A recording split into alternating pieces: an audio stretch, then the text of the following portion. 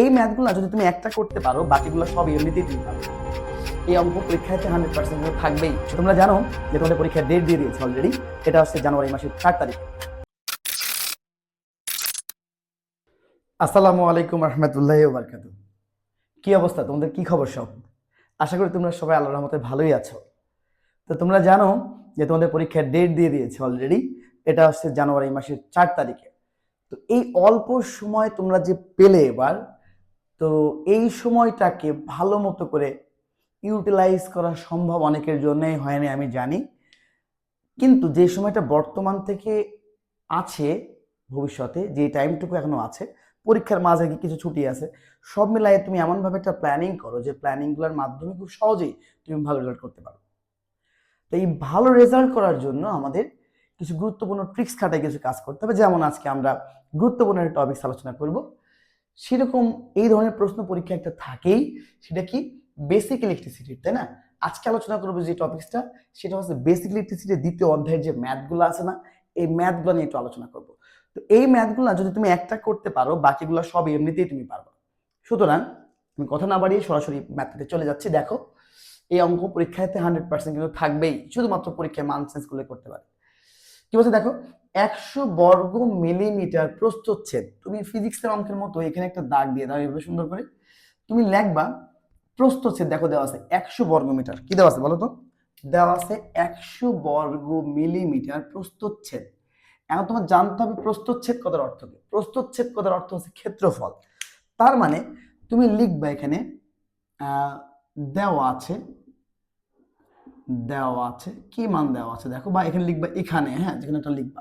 লেখার পরে দেখতে পাচ্ছি আমরা প্রস্থচ্ছেদ, অর্থাৎ আমি লিখব প্রস্থচ্ছেদ। এই প্রস্থচ্ছেদ কত অর্থ হচ্ছে ক্ষেত্রফল, এটাকে আমরা এ দিয়ে প্রকাশ করি। কত মান দেওয়া আছে বলতো? 100 বর্গ মিলিমিটার। 100 বর্গ মিলিমিটার, মনে রাখবা। 100 বর্গ মিলিমিটার, তার মানে মিলিমিটার দিয়ে বর্গ মানে কি? স্কয়ার।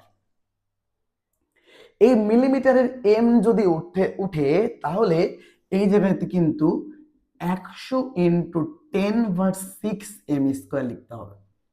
খেয়াল করবা, এই মিলিমিটারের যদি এম ওঠে, এম স্কোয়ারের সাথে যে এমটা আছে এটা যদি উঠে যায়, কত বসবে? 10^6 বসবে। এটা ভালো করে মনে রাখবে, এটা কিন্তু অনেকে ভুল করে, আমি পরীক্ষা দেখছি। তারপর কি বলছে দেখো, 100 মিটার এক কোর বিশিষ্ট একটি তামার কেবলের রেজিস্ট্যান্স কত হবে? তাহলে আমি যদি লিখি ব্যাপারটা এমন, যদি লিখি 100 মিটার, তার মানে আমি লিখবো দৈর্ঘ্যের মান দেওয়া আছে। দৈর্ঘ্যের মান যেটা দেওয়া আছে সেটা হচ্ছে এল এর মান দেওয়া আছে, 100 মিটারই দেওয়া আছে। যেহেতু আমাদের মিটারে কি করছি আমরা, আমাদের সেন্টিমিটার কিংবা অন্য কিছু করার প্রয়োজন নাই। তবে কি বলছে দেখো, রেজিস্ট্যান্স কত? তো তোমরা জানো যে রেজিস্ট্যান্স যে মানটা আছে, রেজিস্ট্যান্স যে মানটা আছে এইটা কিন্তু আর দিয়ে প্রকাশ করা হয়, এবং এটার মান আমাকে চাইছে। এবং আপেক্ষিক রোধ, আপেক্ষিক রোধ, আপেক্ষিক রোধ যে মানটা, এটা কিন্তু এই চিহ্ন দিয়ে প্রকাশ করা হয়, যার নাম হচ্ছে রো। রো দিয়ে কিন্তু ফিজিক্সের আরো একটা জিনিস প্রকাশ করা হইতো, মনে আছে তোমাদের? ঘনত্ব, তাই না? তো আপেক্ষিক রোধ যদি আছে দেখো, তো আমার ক্ষেত্রে 1.72 ইন্টু 10^8 ওহম মিটার। তো এই মানগুলো আছে, তুমি অলরেডি দেখে বুঝতে পারছো এই অধ্যায় সূত্রই তো একটা। তো সুতরাং তোমাদের টেনশন নেওয়ার কোনো প্রয়োজনই নাই। তুমি লিখবা কি, আমরা জানি, আমরা জানি। কি জানো তোমরা? R equals to rho L by A. অনেকে মজা করে বলে যে ভাই আমরা তো কিছুই জানি না। কিছু না জানলেও বলতে হবে আমরা জানি, হ্যাঁ। তো যাই হোক, R equals to rho L by A, এই রো এল বাই এ, রোর যে মানটা তুমি বসাই দাও তো। 1.72 ইন্টু কত? 10^8, তাই না? এল এর মান কত বলো তো? 100। তারপর দেখো এর মান কত বলো তো? 100 ইন্টু 10^6, এই মানটা, তাই না? তাহলে খুব সহজে কিন্তু তুমি ইজিলি এই প্রশ্নের উত্তর করতে পারবে এবার। তাহলে দেখো তো, এই 100, এই যে মানটা আমরা পাইলাম, এটা যদি আমি ক্যালকুলেটরে বসাই তাহলে কিন্তু উত্তর চলে আসবে ডিরেক্ট, তাই না? এটা আমি ক্যালকুলেটরটা ইউজ করি, দাঁড়াও আমাকে 1 মিনিট সময় দাও, ক্যালকুলেটর আছে আমার কাছে। তাহলে কি বলছিল বলতো, এই জটিল মানগুলোকে তুমি ব্র্যাকেট ইউজ করবা। ওই 100 কেটে দিয়েও কিন্তু সহজে করা যায়, বাট ক্যালকুলেটর দিয়ে তুমি করো, অনেক সময় ভুল হতে পারে। তাহলে আমি কি লিখবো? ব্র্যাকেট 1.72 ইন্টু 10⁻, কত?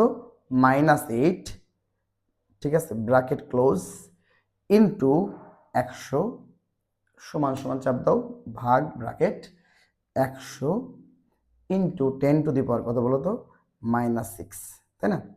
Bracket close. ফলাফল পেয়ে গেলাম, উত্তরটা হচ্ছে যে এইটা কত বলো তো 0.0172। এটা আর এর মান পাইছি। বলো রোধ এর এককটা কি মনে আছে? এটা ওহম। ঠিক আছে, তাহলে কিন্তু তুমি খুব সহজেই যেই মানগুলো দেওয়া আছে এই মানগুলো দেওয়া থাকবে, যে কোনো একটা মান অজানা থাকবে, সূত্র কিন্তু একটাই। দ্বিতীয় অধ্যায়ের যে প্রশ্নই আসুক না কেন, যখনই দেখবা তামার আপেক্ষিক রোধ অথবা যেই তাই জিনিস আপেক্ষিক রোধ যখনই দেখবা তুমি সোজা এই সূত্রটাই অ্যাপ্লাই করবা, কারণ আপেক্ষিক রোধের একটা সূত্রই তোমার বেসিক ইলেকট্রিসিটি বইতে আছে আপেক্ষিক রোধ সম্পর্কিত, সেটা কিন্তু এটা R equals to rho L by A. তার মানে তোমার কোনো টেনশন নেওয়ার দরকারই নাই, তোমার এই তিনটা আমার একদম কনফার্ম। তুমি জাস্ট পরীক্ষায় এই অনুযায়ী তুমি করে দিয়ে আসবা, পরীক্ষায় যাই আসুক এটার একটা তোমার থাকছে এই বছরে 2015 সালে। তো এইরকম ট্রিক্স খাটাই যদি তুমি করো, আমি আশা করি তোমার রেজাল্টে তুমি খুব কম পরিশ্রমে একটা ভালো একটা আউটপুট তুমি নিয়ে আসতে পারবে ইনশাল্লাহ। তো আমি কথা বলছি না, আজকেই শেষ করবো এখানেই। আর দেখাবে আমাদের পরবর্তী ভিডিওতে। আসসালামু আলাইকুম রহমতুল্লাহি ওয়া বারাকাতুহু।